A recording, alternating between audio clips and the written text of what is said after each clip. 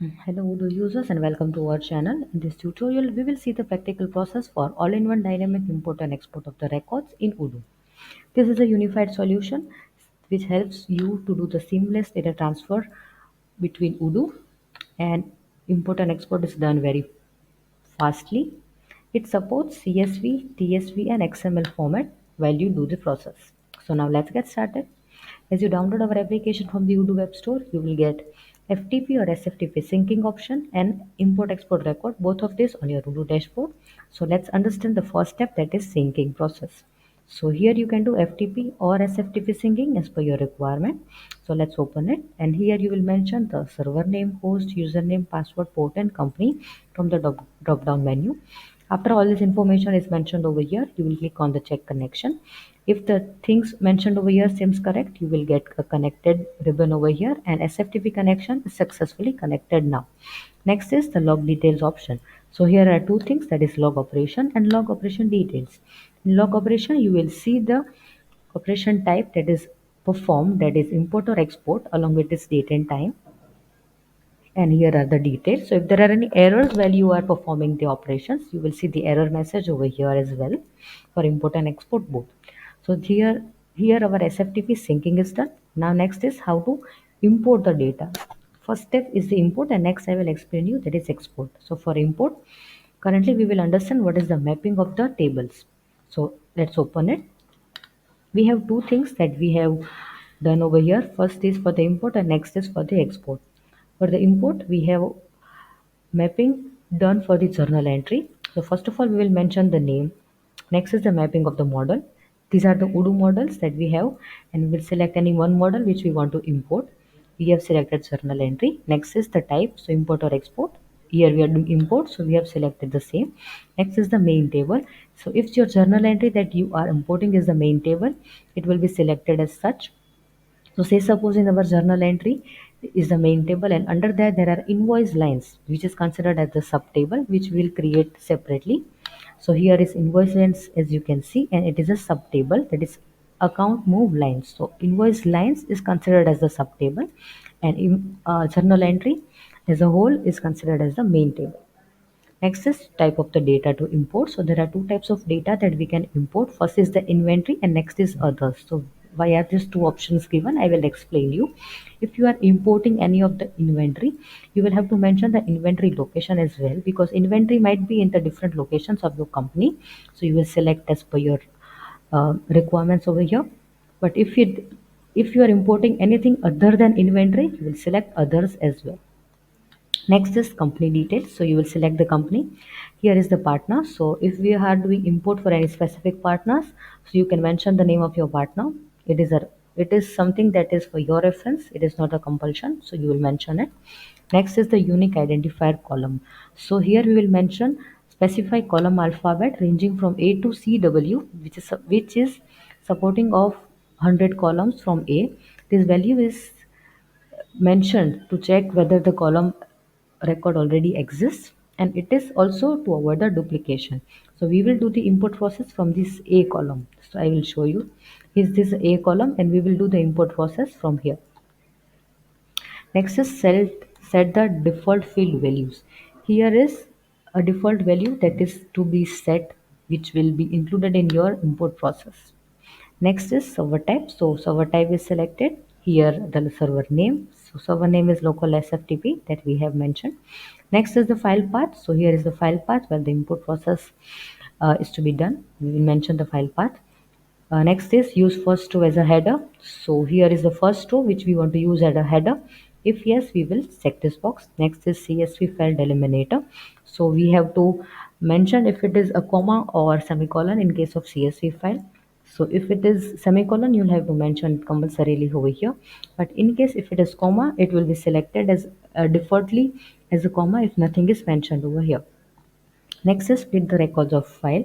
So if there are large files or say very big number of records in a file, and if you want to split the data, you will check this box over here. Next is the model fields. So here is the first thing is the file column name. So here we will mention the column names, that is A, L, K, C, B, M, E, which is mentioned over here. Here selected model field, so against A, which is the model field that you want to select and map. So for A, here is the number. So I'll show you A and number. This is both that we have mapped, so column and the field. Next is field search many to one. So this is a optional thing. So whenever you mention anything that is mapped along with this fields over here. So say suppose if the partner field is mapped with this one, that is email. So whenever the input process is done, it will go and check the email of the partner as well while the import is done, which is the meaning of many to one field. Next is many to many field. So in many to many field, while you are importing the CRM tags, it will also go and search for the tag name while the import is processing. Now next is the subtable for the relational field. For invoice lines, as we understand earlier, it has a subtable created because it has another invoice lines under the same. So if we open it, we have the subtable that we created with the same process. So here is the name of the subtable. Here is the mapping model selection. The type, it is not the main table, so we are not selecting it as an option. Next is the unique identifier column. The explanation of the same is of it remains the same. Will here your unique identifier column is E. So here is the column that you can see that we have mapped with the product.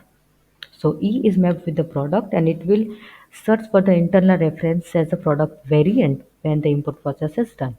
Similarly for I, that is Texas, it will get text name as well. So here there are Texas and it will search for the text name while the import is done. And here is the default value, that is the company ID. So after this, the mapping of your table is done completely. And now we will see the process. You can also manually import your files directly from here. You can upload your file and do the mapping. You can select the mapping table and import is done from here. But mapping table is compulsorily to be done. Currently we are doing it from the SFTP process. So now let's go to our syncing process. Go to SFTP. Here we will go for the cron job and we will run our cron manually to import our files. Here we will select, so this is the file that we are importing. I'll show you the same. So this is the file and these are the two invoices or say journal entries that we are importing with this invoice number. Now let's go over here and run it manually. So this import is done from the SFTP server and it is executed every 2 hours. And now we will go and check the same. So we will go into our accounting section, customer and invoices. So as you can see, these both journal entries are imported. These are the both of them.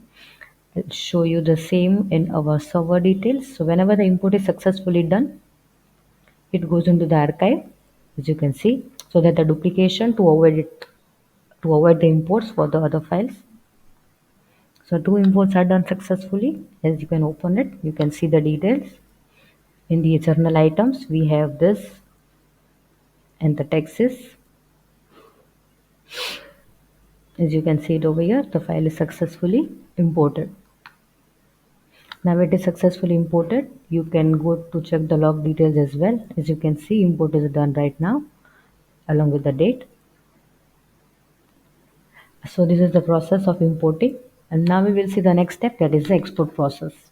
So while you are doing the export process, the syncing remains the same. Here we will go and map our table for the export. So let's open it. Now in export, we will get the first step, that is name. So we are doing the sale order mapping. So we have mentioned the same over here.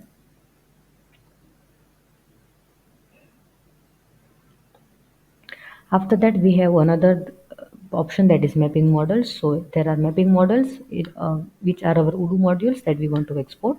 So we have selected sales order as we want to export the sales order. Next is the type. So import and export, there are both types which are mentioned. Next is the main table.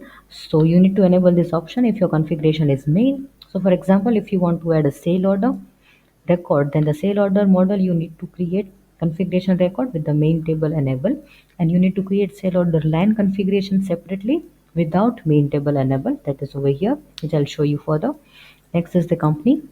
Next is the partner. So you will mention the name of partner. If we are doing export for more than one partners or multiple partners, for your reference, you can mention the name of your partner.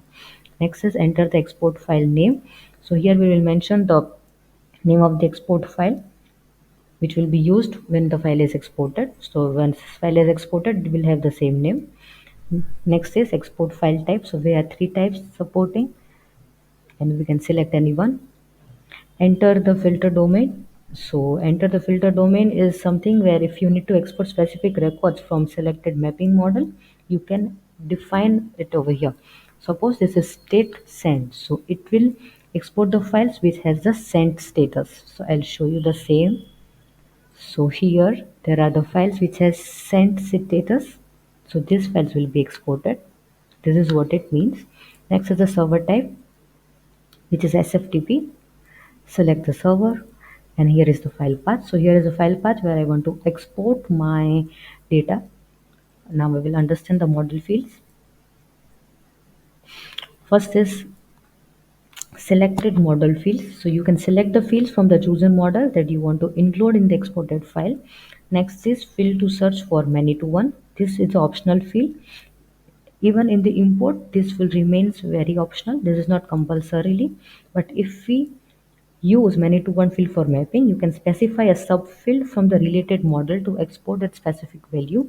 So for customer, you want to export it through the emails of the customer as well. Next is many to many field.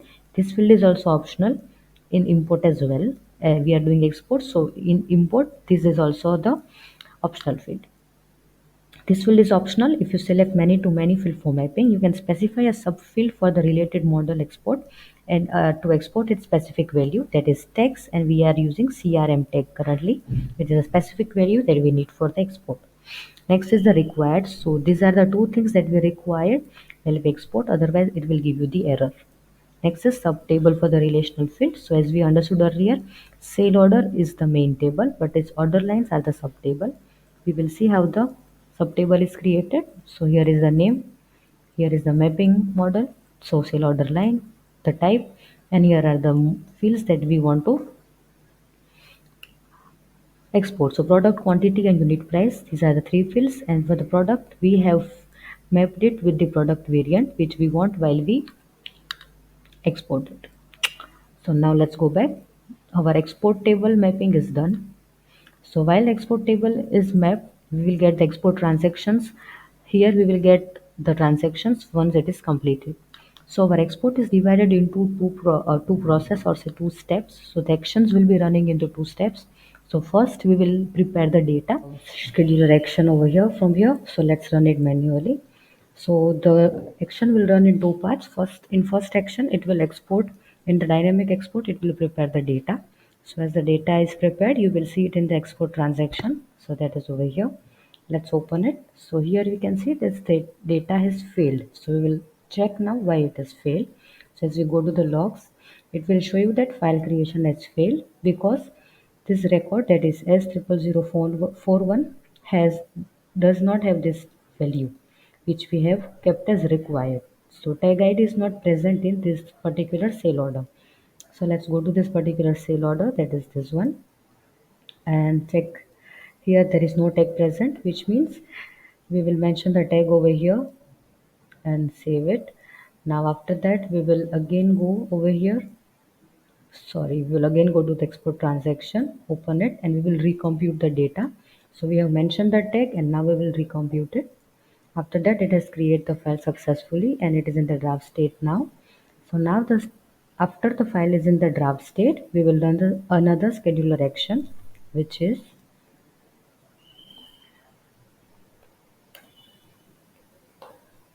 auto process transaction. So once we will run it, the transaction that are prepared will be exported. So now let's run it. Now after we have run this file, the file will be successfully be exported and it will give you the status of done, that is here. So the file is now successfully exported and the CSV is generated, and we can check the same in our path as well. So here we can see the file that is successfully exported. It is the CSV file and it's embedded with the name sales underscore order that we just mentioned in our mapping table. And this is all the process for import and export of the dynamic records from Odoo. Feel free to let us know if you face any issues while you do it for your store. Our team will be there to help you out. You can write back to us at support@vrajatechnologies.com and contact us over here as well. Thank you.